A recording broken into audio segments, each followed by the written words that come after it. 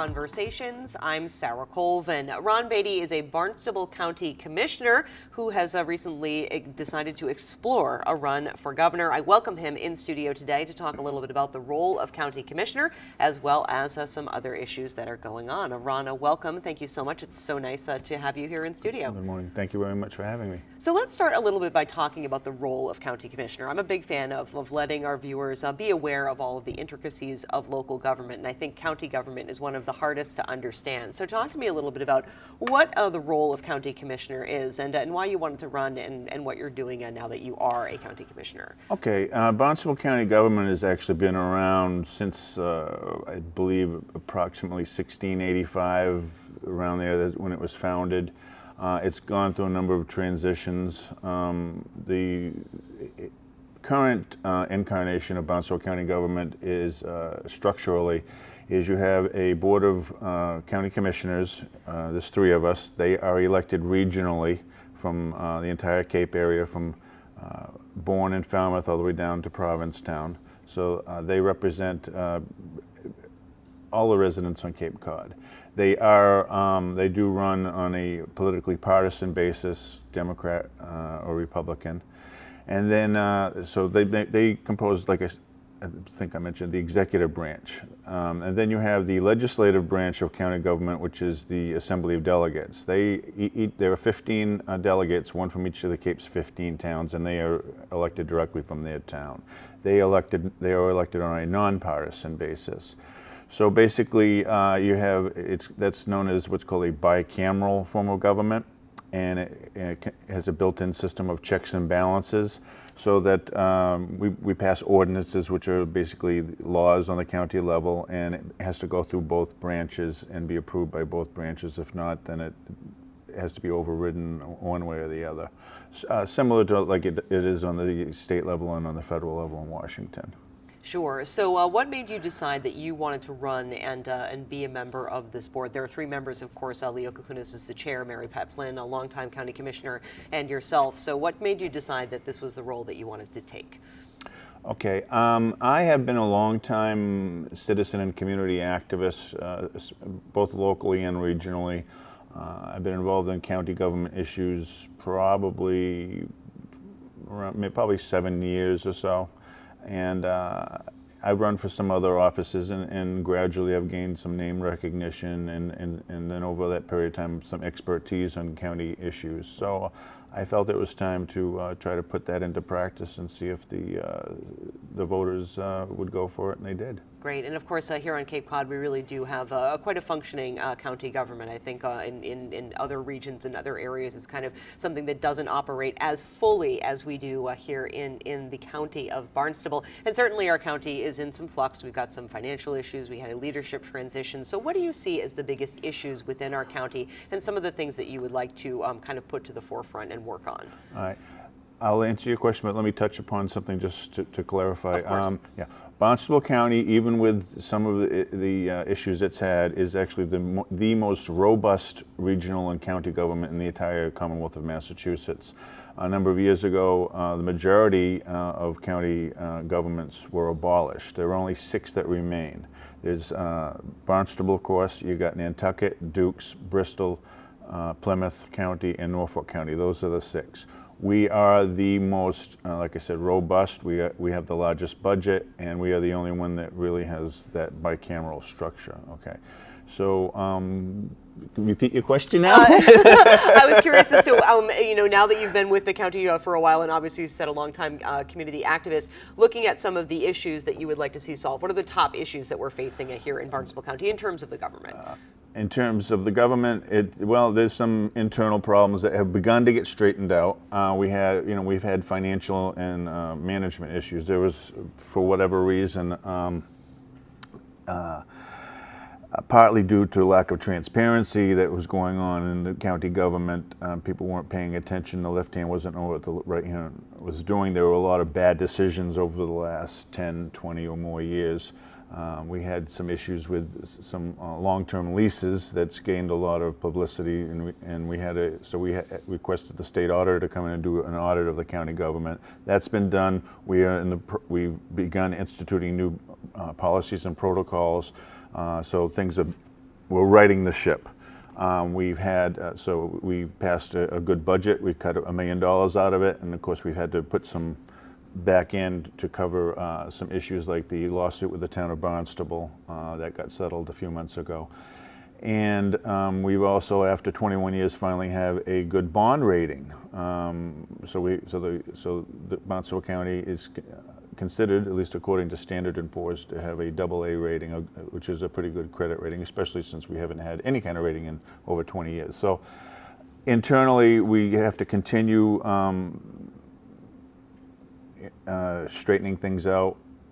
It took years for the county to get into some of the problems that it's had, and it will take at least several years to fully rectify the problems that were there. Now, as far as issues, water quality, everybody knows we have that issue. Of course. Just to give people a brief idea, some of the county departments we have include the Cape Cod Commission, we have our county health department, we have the Cooperative Extension Service, among others. So the Cape Cod Commission is the land use planning and regulatory agency. They've been dealing with a lot to do with the water quality issues, as well as, so isn't the Cape Cod Water Protection Collaborative. So those have begun to get addressed. We have other economic development and tourism issues that we want to keep strengthening, and we have, there is, I mean, if you just think of it, the county has its, believe it or not, has its fingers into almost every aspect of Cape life It down really here. does. It just doesn't, people don't realize it. It's not on the front burner all the time. Sure. We're involved with Economic the development, environment, wastewater. We are involved in the Cape Cod National Seashore, which takes up about at least 3/4 of the outer and lower Cape area, because there's a federal advisory commission. I sit on that. Again, you know, environmental issues are always, and the water quality, I think, is the main issues. Sure. And that includes, you know, some of the contamination issues that have come, nitrogen loading, contaminants of emerging concern. So it's an ongoing process. Sure. Dealing with these things. Everything is being worked on. So I wanted to talk about a couple of more controversial issues. Okay. First of all, I know that you know, you mentioned transparency, and certainly it's so important for our government to be transparent, to be accessible to the citizens that which it serves. You're no stranger to filing open meeting law complaints. So talk to me a little bit about that open meeting law, and you know, what kind of fuels you to take a look at things and say, maybe this isn't right. Okay. If people realize it or not, at all levels of government, whether it be state, county, or local, and the town level, they're what are called public bodies. Your committees, your boards of selectmen. On the county level, the county commissioners, your town finance committee, historic commission, so on and so forth. They have to run their meetings in accordance with what's called the open meeting law, so that to help ensure both public participation and to guarantee the public's right to know what's going on. In other words, we don't want things and decisions that affect the public, decisions being made behind closed doors. That used to be a practice, apparently, that went on years ago. Of course. And so the state instituted the open meeting law. Unfortunately, sometimes public bodies don't adhere to the open meeting law like they should. Most times it's not intentionally, and then you hope it's never intentional. But you know, sometimes that comes into question. So I, for a number of years now, I've made myself knowledgeable about the regulations, the procedures, and the protocols of the open meeting law. And it is a citizen's right to file a complaint with the Attorney General's office if there's something wrong. Like if one big thing is a public body or committee is supposed to post a public notice at least 48 hours or more in advance, along with the agenda of every topic that's going to be covered at that meeting. Because a lot of these topics, they are issues that impact your pocketbook, your taxes, the zoning for your home, where you live, you name it, runs the gamut up and down the spectrum. So people at least have to know what's going on with their town government, their community, in their community, their state, and the county. So sometimes these town committees and boards don't adhere to the law, so somebody needs to be keeping an eye on them and when necessary file a complaint. So I've been doing that for a number of years. Sure. Does it concern you at all the costs associated with filing these complaints? Because obviously once an open meeting law complaint is filed, then it does have to be reviewed by the organization's legal staff. There's time spent. There are costs associated with filing those. So are you concerned a little bit, especially as we're so concerned about the ways in which we spend the taxpayers' money? Does that come into play? It does come into play, but you also you have the other cost. You know, these decisions that these boards and committees are making, if it's detrimental to the public interest, which has the heavier cost? The money that they're spending, and they don't have to use an attorney. Okay, it's up to the chair of that committee or that board or whatever, how they, you know, if they want to turn it over to an attorney, a staff attorney, or one that they hire, that's entirely up to them. However, if they are doing things according to the book, then this wouldn't, in most instances, this problem would not have arisen. Okay, so, for example, a couple of the, I guess it was like 2 years ago, two of the complaints I filed were against the Cape Cod Commission, their executive committee. They were had to do with the executive sessions they were holding, which are quote secret meetings. Do you really want an organization as powerful as the Cape Cod Commission making decisions behind closed doors, and then the minutes of those meetings are kept secret as well until they decide that they can be made public at some point in the future. So the Attorney General's office said that I was correct. They had to release the minutes of those meetings and they had to adhere. So that's just one example. More recently, just to be honest, I did in the past file many more complaints than I do now because I just don't have the time. I think I've now have filed maybe 2 or 3 this year. Again, one was with the Board of Selectmen, and there is a benefit to it. Once they find out there's problems, they will adhere to the law, and they a lot of times change their protocols so that they will no longer make these mistakes or violate the open meeting law in the way that they had. I can tell you that the town of Barnstable, especially the town council, primo. I check them periodically. I can't find anything wrong, so no problem. One complaint I did file earlier this year was against my own board of county commissioners. It had to do with the lawsuit settlement with the town of Barnstable concerning the Barnstable County Fire and Rescue Training Academy. Now, it's interesting that you would file a complaint against the board that you sit on. Mm-hmm. And there's good reason, because a lot of people have been reading about this lawsuit. I thought from day one it was ludicrous for one public entity, the town, the municipality of the town of Barnstable, filed a lawsuit against the county, another governmental entity, when in fact it's all run by taxpayer dollars. So no matter what, the taxpayer is going to end up paying.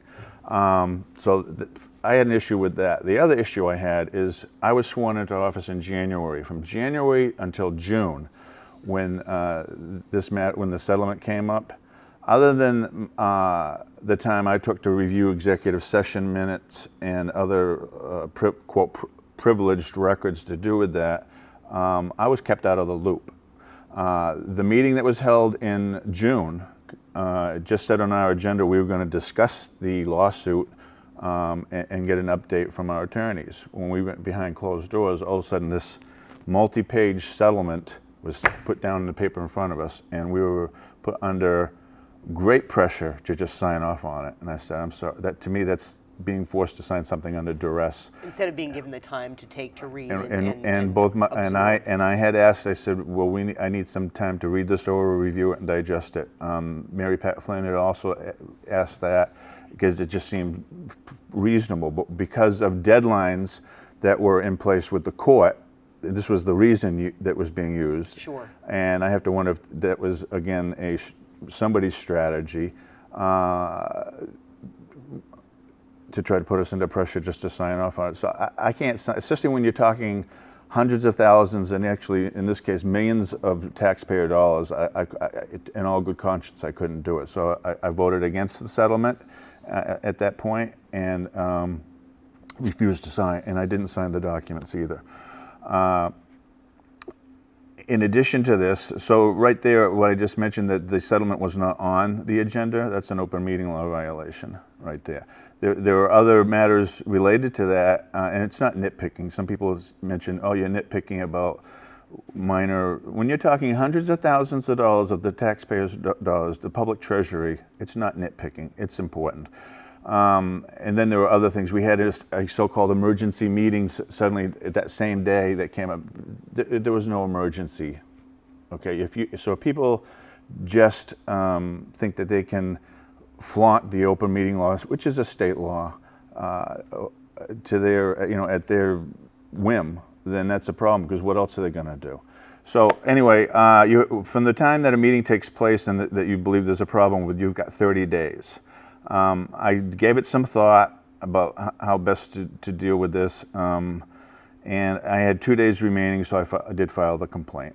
And have you seen any positive resolution from any of these open meeting law violation complaints? Have you seen any? Have you been satisfied with filing the complaints? Have you been satisfied?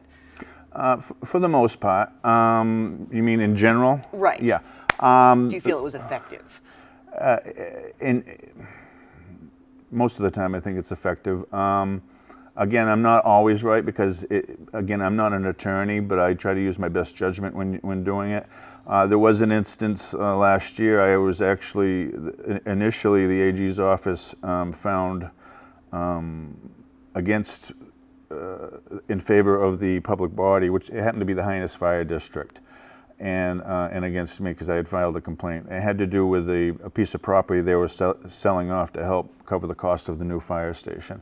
I did inform the AG's office that they based their decision on incorrect information. I actually got them to reverse their decision. So afterwards, they found in my favor and against so that I think was unusual. So if I'm not satisfied with something, I'll try to follow through on it. If the process is at an end, then it's at an end. Sure. So I want to talk about sharks a little bit. Of course, we saw a big uptick in the sighting of sharks here on Cape Cod over the summer. I think we're seeing more sharks tagged, so we know where they are. We had an incident in Wellfleet where a paddleboarder's board was bit. I went to the Shark Center last week to view that. But you made some waves a couple months ago when you launched. Good way of putting it. Made some waves. Launched a kind of controversial plan to kind of get rid of the sharks. So talk to me a little bit about why you thought that was a good idea and kind of a little bit of the fallout from that. Okay. Like many people, I saw the video of a seal getting shredded basically by a great white shark. Sure. and so on and so forth. It was around August 21st or so. And this was not the first time, not only this summer, but previous years. And as you just mentioned, I also believe there's been an uptick in shark sighting, shark attacks on seals, and even on people. A couple of years ago, there was a gentleman who was kayaking, got bit in the leg. Lucky him. There was 2 people kayaking off of Plymouth, I think a year ago. They got kicked out of their kayaks because the great white shark had basically attacked the kayak.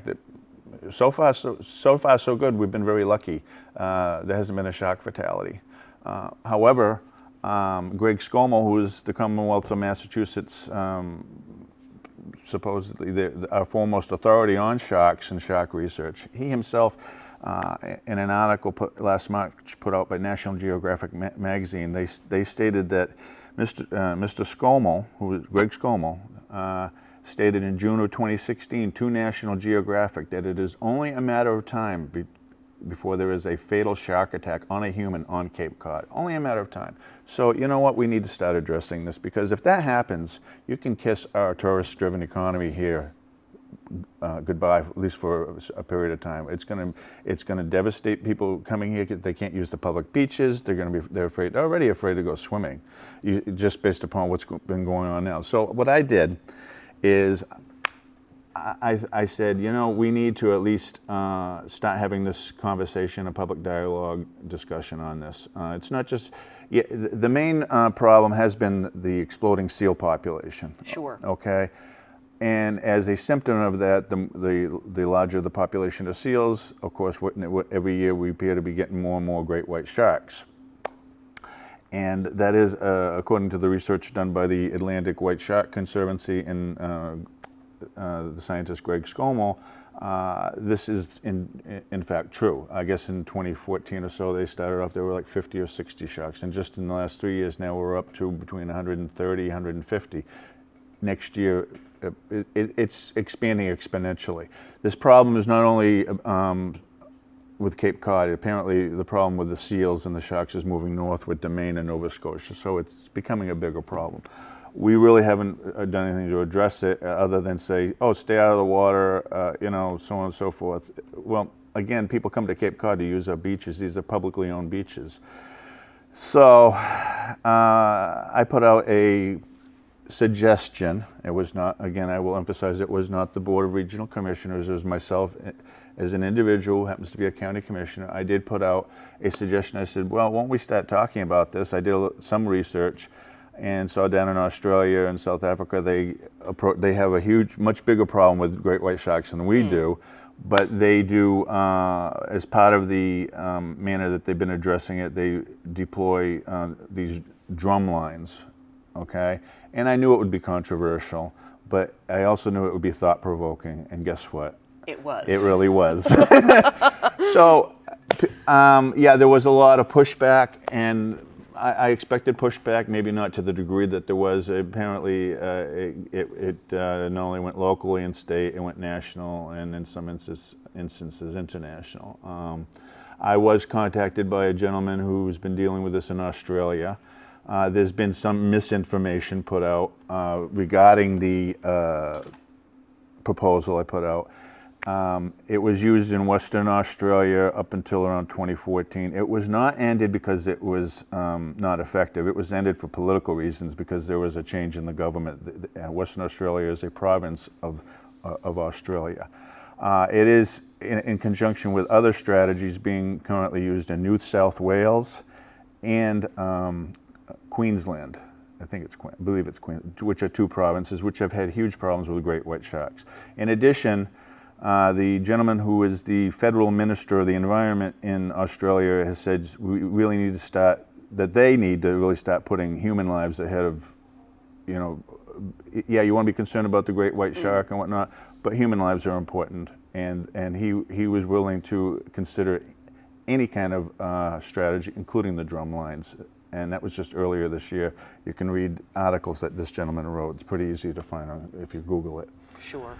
So while the drum lines may not be coming, you feel like it kind of launched a We are having the larger conversation discussion. because we're talking about it right now. Absolutely. So yeah, I took some hits, and that's fine. You know, I don't mind. It's more important that a public dialogue has gotten started. I have been informed supposedly that for some time there's been a working group of officials and scientists down in the Lower and Outer Cape that have been meeting on how to do this. Well, guess what? I never heard of it before. I can't find anything online about them. So now I'm aware of it. Maybe they'll take more of a public stance on how to do this thing rather than stay out of the water. We need to be proactive because, you know, we're okay now because the season's come to an end, but it's going to come up every year. It's what are we going to do about it? Sure. And as long as the seals are there, the sharks are going to come. Yes, they are, and we're going to have to address it. So the last thing, Ron, I want to talk to you about is your decision to explore a run for governor. Okay. So certainly much a larger scale campaign than running for county commissioner, a larger scale office, of course, than Barnstable County Commissioner. So tell me a little bit about what led you to start thinking about taking over for Governor Charlie Baker. Okay, and I'm going to emphasize that I am only exploring the possibility of a run for governor of Massachusetts as a Republican candidate, and yes, against Governor Charlie Baker. For quite some time, I've been speaking with different people in both Republicans and people who are independents, and maybe even, you know, some people I don't even know if they're Democrats. Governor Baker, a lot of people have become disillusioned with Governor Baker. He, especially within the Republican Party, maybe especially the conservative end of the Republican Party, they don't feel that he represents them, their beliefs, their values, so on and so forth. The Republican Party of Massachusetts even has an official party platform. Governor Baker doesn't adhere to, really doesn't adhere to over half of it. He doesn't even recognize it. What's the point in having a party platform if you're not representing it? Right.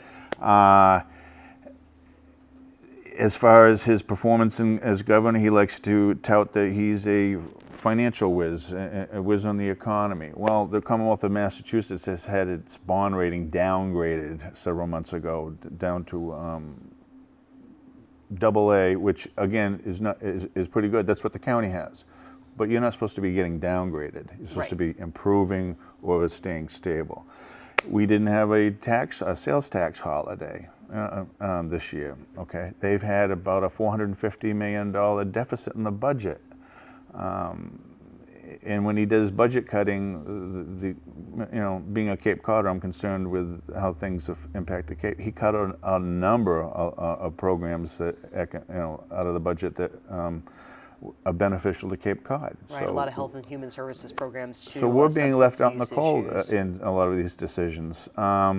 Well, and that's in my conversations with a lot of the state politicians and He's even the for local tax. politicians. It's difficult. It's so hard to advocate for Cape Cod. I think that especially when we look at the rest of Massachusetts, Cape Cod, we're seen as a vibrant, thriving area when really we need help just as much, if not more, than the rest of the community. So having those strong advocates for the Cape in the State House is extremely important. It is, and from my understanding, from information and at meetings I've had with our officials with the Cape Cod Commission, the state takes out about, I'm ballparking it, $700 million a year in taxes and fees from the Cape Cod, Barnstable County area, from our towns.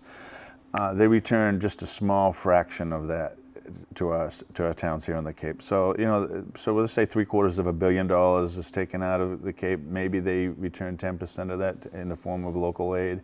So again, it's a problem. We're not getting a fair shake. And as far as taxes, Governor Baker is supposed to be a fiscal conservative. Well, he hasn't done anything to reduce the sales tax, which got increased to 6.25% a few years ago. It used to be like around 5.5%. I don't see anything going on with that. He's even advocated for a new tax on short-term rentals, getting into people's homes when they want to rent it out seasonally. We only have So-called a 10. Airbnb We have tax. a 10, right? The Airbnb tax. We have a maybe a 10-week window that we're able to make money here, because we're a tourism seasonally based economy primarily here, with some minor exceptions. So people take that money that they from rent, for the most part, it's individuals who own homes or second homes, to pay their taxes, to pay their bills, to pay their mortgage. They don't need to be taxed to death with a new tax. And Governor Baker really should, in my opinion, should not be advocating a new tax, so especially since he's supposedly a Republican governor. In my opinion, the gentleman is not a true Republican. He's been what's called a rhino, a Republican in name only. I wouldn't be surprised if he changes to a Democrat at some point. It's interesting, though, you cited the state's decreased bond rating and the kind of struggles that we're having in the budget, but still are advocating for removing some of taxes and lowering the state taxes. How would you propose the state kind of make up for its deficits and get itself back in a better bond rating without increasing taxes? Again, I said I'm only exploring, but I have the advantage of criticizing, and I'm just calling people's attention to what we've been promised when Governor Baker was elected and what in fact is the reality. Usually if you cut taxes, it acts as an economic stimulus. It helps businesses get off the ground. Businesses create jobs. Government doesn't create jobs. So right there, you would have an expanded economic base. So I'm talking vaguely and generally, but that's the general idea behind it. So, you need to cut regulations, cut taxes in order to stimulate the economy and stimulate jobs growth. So that's where I'm coming from on this. And I had another point I was going to bring up, but no, you just sidetracked me. Apologies for okay. that. So exploring a role for governor, and again, certainly a larger role is. But again, as you mentioned, there are things in terms of getting the money down here on the Cape, stimulating the Cape's economy. Yeah. Are there things that could be done on the local level, or are there ways that our citizens or even our businesses can connect better with legislators like yourself, with our state legislators, with our state reps, to be able to help bring that money to the Cape and help stimulate our local economy the way that we need to? Well, I think we need to stop. We need to become business friendly here. You don't want to institute so many regulations that you scare businesses away. And in a lot of on the local basis, that a lot of the towns really are not business friendly. They've been instituting too many regulations, making it too difficult to get off the ground for businesses. In the area of zoning, let's say, for example, if you want to start a business on Main Street, Hyannis, you've got, not only zoning, but you have, and the building department, and the health department, but you have local historic districts that, now we used to have just the old Kings Highway Historic District. Now we got different parts, the waterfront district, the Hyannis, blah, blah, blah, blah, blah. You have to jump through so many hoops just to get a business going in the Hyannis, let's say, for example, that it almost isn't worth it. We need to lift some of these regulations, make it easier and less expensive for somebody to start a business. It's very expensive, and they have all these fees. We're talking about taxes. Sure. Well, fees is another name for taxes in my book, but they don't want to call it that. We need to make it easier. That's what I'm saying. We need to incentivize businesses, not scare them away. And unfortunately, I will give one caveat to that. It's no secret that I've been a big critic of the Cape Cod Commission. I will give them a credit for something that they've started, and that's growth incentive zones that they've started taking a look at, and that's to lift the restrictions that they've had in different areas, mainly some industrial parks, I think in Sandwich and some other areas, and some areas of Hyannis, so that everything is pre-permitted, and so they don't have, so businesses that are, they've lifted the ceiling of 10,000 square feet on a business, so some of these areas, they can be up to 40,000 square feet, and without having to come before them for any great regulatory review. I'll give them a thumbs up for what at least they're starting to do now. And in the past, that's been a problem. But I think at least on the regional level, we're starting to address economic development in a more common sense way. But some of the towns really need to get on board with that. Okay. All right. Well, Ron, I thank you so much. It was a great conversation. And if folks have questions for you, if they want to get in touch with you as County Commissioner, what's the best way for them to do so? By phone, you can contact me at area code 508-375-6875. That's my direct office line. Or you can email me at all lowercase ron.beaty, B-E-A-T-Y, at barnstablecounty.org. Great. Ron, thank you so much for joining me today. Okay, thank you. Ron Beaty is a county commissioner with the Board of Barnstable County Commissioners, exploring for run for governor. For Cape Media News Conversations, I'm Sarah Colvin.